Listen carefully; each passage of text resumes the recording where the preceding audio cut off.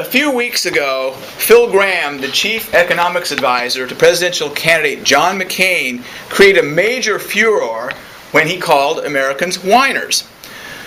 Well, ladies and gentlemen, calling Americans whiners is not a really good way to get votes for your candidate, and it's not a really good way to win friends and influence people. So, justifiably, Phil Gramm was, as they say, thrown under the bus and is no longer associated with the McCain campaign. But not covered quite so heavily in the media were some of the other things that Phil Gramm said during this interview. And some of those things that he said, one of the major things he said was, "You've heard of mental depression. This is a mental recession," he said. Mr. Gramm said the constant drubbing of the media on the economy's problems is one reason people have lost confidence. Various surveys show that consumer confidence has fallen precipitously this year to the lowest levels in 2 to 3 decades. "Misery sells newspaper," Mr. Gramm said. "Thank God the economy is not as bad as you see in the newspaper every day." Well, ladies and gentlemen, we have an example in our own backyard. The Sunday Post-Dispatch. Headline: "Foreclosure pain spreads. Common ground. Working class neighborhoods, manicured subdivisions alike, are hit. More coming. Strapped owners and banks. Can't find buyers. Homes stand empty." And then there's a picture of a guy cleaning out the basement of a foreclosed house. The article is full of statistics and anecdotes about people who've lost their homes and the great amount of foreclosures that have happened in the St. Louis area over the last few years. Ladies and gentlemen, there are people in this country that are having problems. There's no doubt about it. Some of these people are our friends, some of these people are our family. And I would be intellectually dishonest if I did not concede that fact. But it's one thing to say there are people that are having problems, and it's another thing to say, as a lot of our politicians do, make the blanket statement that, oh, Americans are all having problems. We're all just in economic trouble. It's not quite like that, ladies and gentlemen. One of the other quotes that Gramm had during that interview that wasn't well covered was, he noted that growth has held up at about 1%, despite all the publicity over losing jobs to China, illegal immigration, housing and credit problems, and record oil prices. "We may have a recession," he said. "We haven't had one yet. We have never been more dominant." The definition of recession is 2 straight quarters of economic decline. And by that definition, we have not had a recession. In fact, according to the Commerce Department, the statistics on gross domestic product, that's the total value of all goods and services produced in the economy, is going to exceed $11.7 trillion. That's trillion with a T. $11.7 trillion this year.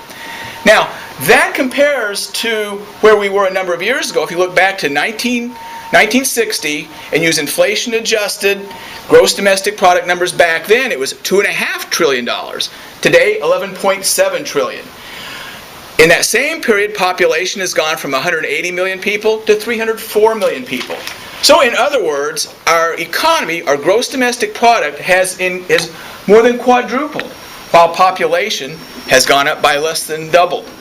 So we are definitely a more wealthy country than we were a number of years ago.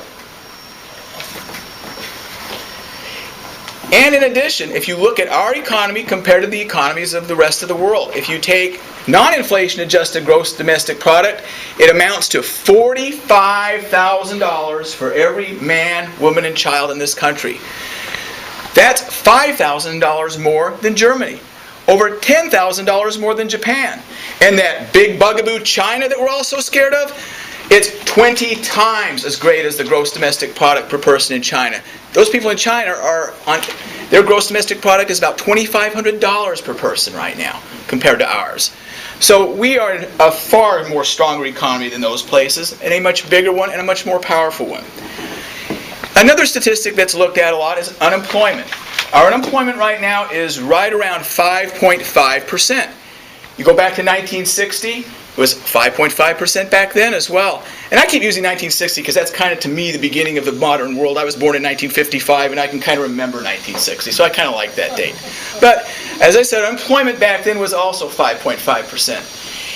In our own lifetimes, in 1982, in the fall of 1982 and in early 1983, unemployment was over 10%. In the Great Depression, unemployment was over 25%. In fact, for many years in the 1960s and 70s, economists said that the natural rate of unemployment in this country was right around 6%. Well, folks, the last time unemployment in this country was 6% was in October of 1983, almost 5 years ago. So we're actually in better shape than what they used to think was the natural level of unemployment. And finally, the third metric that I like to look at is home ownership. 68.1% of Americans own their own homes, and that statistic has held right around 70% for many, many years. And again, going back to my favorite year of 1960, you look at the homes that people lived in back in 1960 compared to the homes that people live in today, and it's qualitatively so much nicer now. Back then, central air conditioning was a luxury, was not that common. Today, it's a necessity. Everybody has it. Ladies and gentlemen, as I said, I would be blind if I didn't notice there were problems in the economy. We've got problems with the banks. We've got some problems in the auto industry. We have high gasoline prices. All of these things are out there. No doubt about it. But the economy has weathered storms like this before. We've been through a high inflation period in the 70s, recession in 1982, the collapse of the savings and loan industry in the late 80s. We survived those things. We will survive today's trials as well.